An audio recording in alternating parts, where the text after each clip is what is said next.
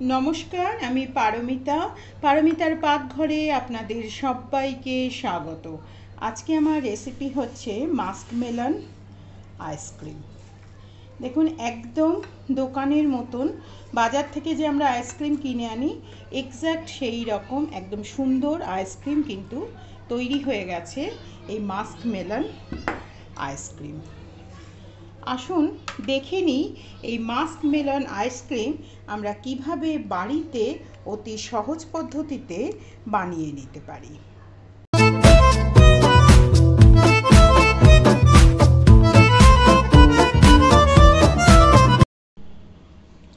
আজকে আমি বানাচ্ছি মাস্কমেলনের আইসক্রিম। মাস্কমেলনের আইসক্রিম বানাবার জন্য আমি প্রথমে এখানে মাস্কমেলনকে একদম মাঝামাঝি, দেখুন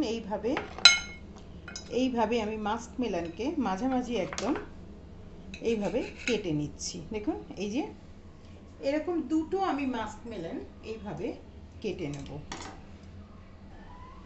এবারে আমি মাস্কমেলনের ভেতরে যে এই যে অংশটা রয়েছে এই অংশটাকে আমি কেটে কেটে আলাদা করে নেব, যেভাবে নর্মালি আলাদা করে নেয়। এবং এই যে ভেতরের যে এই যে অংশটা রয়েছে নরম অংশটা, এটাকে দেখুন আমি আস্তে আস্তে এইভাবে এবারে পুরো ভেতর থেকে টেনে টেনে এটাকে এইভাবে বার করে নেব। সবগুলো এইভাবে বার করে নেব। এটা মিক্সির মধ্যে আমি দিয়ে নিয়েছি। এটা কুড়ানোর পরে তারপরে এটাকে আমি একবার ভালো করে পেস্ট তৈরি করে নিয়ে আসব। আচ্ছা, প্রথমে আমি এর মধ্যে কিছুটা হুইপড ক্রিম দিয়ে দিচ্ছি। এখানে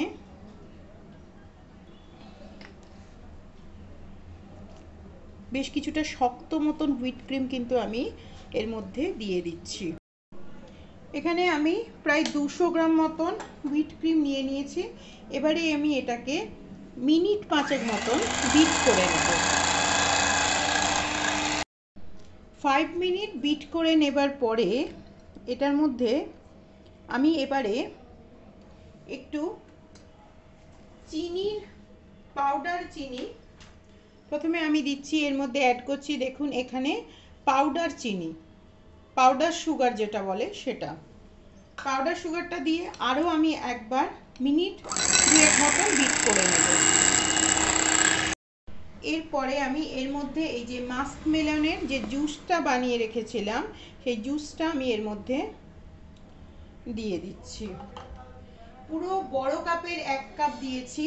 আর এই কাপের আমি এই কাপেরই আর হাফ কাপ মানে 1.5 কাপ মতন আমি এর মধ্যে মাস্কমেলনের জুসটা দিলাম। আর আমি দিচ্ছি এরকম একটা 1/3 কাপের, এটা হলো কনডেন্স মিল্ক। আমি এর মধ্যে দিচ্ছি কনডেন্স মিল্ক।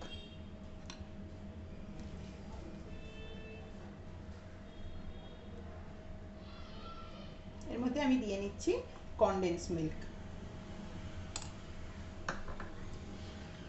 এই যে এটাকে এবারে আমি এটাকে আবার মিনিট 2-3 মতন ভালো করে একবার বিট করে নেব, ফাটিয়ে নেব।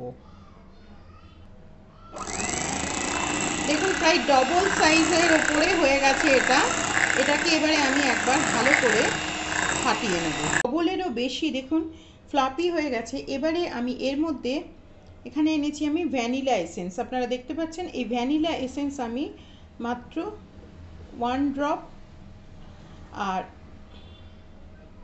2 ড্রপ, অনলি 2 ড্রপ আমি ভ্যানিলা এসেন্স দিলাম। আর এর সাথে আমি দেব একটু সামান্য অরেঞ্জ ফুড কালার।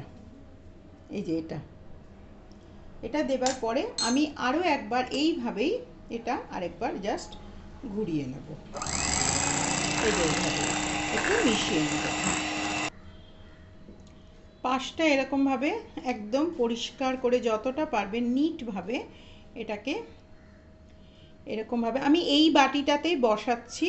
আপনারা চাইলে কোনো রকম আর অন্য রকমের কোনো কন্টেনারেও বসাতে পারেন, তবে আমি এই বাটিটাতেই বসাচ্ছি যেহেতু এর মুখটা বড়।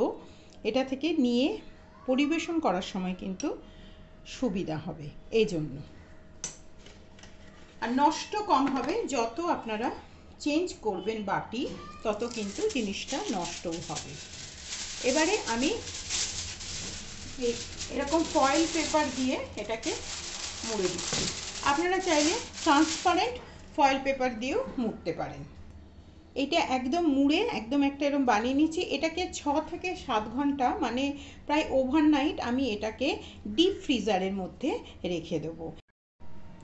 দেখুন এটা প্রায় 8 ঘন্টা মতন হয়ে গেছে আমি ডিপ ফ্রিজের মধ্যে রেখেছিলাম ঢাকা দিয়ে। এবারে আমি এটাকে খুলে নিয়ে দেখুন এই যে একটা সুন্দর আইসক্রিম তৈরি হয়ে গেছে। দেখুন দেখুন হাত দিয়ে আমি দেখছি, এই যে এরকমভাবে দেখুন একটা সুন্দর আইসক্রিম কিন্তু তৈরি হয়ে গেছে। এই যে দেখুন একদম কিচ্ছু নেই হাতে, তার মানে আইসক্রিমটা একদম তৈরি হয়ে গেছে। এই যে দেখুন এই যে একটা সুন্দর আইসক্রিম, মসৃণ একটা আইসক্রিম তৈরি হয়ে গেছে। এই যে একদম সুন্দর উঠে এলো। এবারে আমি এটাকে দেখুন স্কুপের মতন এটাকে আমি সার্ভ করে নিচ্ছি। এই যে দেখুন একটা স্কুপের মতন সুন্দর এটা সার্ভ হয়ে যাচ্ছে। একটা সুন্দর মসৃণ আইসক্রিম কিন্তু তৈরি হয়ে গেছে। দেখুন এটা একটা সুন্দর মসৃণ আইসক্রিম তৈরি হয়ে গেল। এই দেখুন এরকম কুপের মতন একদম সুন্দর আইসক্রিম তৈরি হয়ে গেছে।